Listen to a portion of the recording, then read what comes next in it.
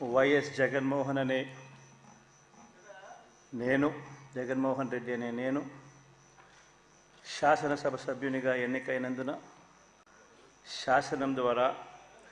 నిర్మితమైన భారత రాజ్యాంగం పట్ల నిజమైన విశ్వాసం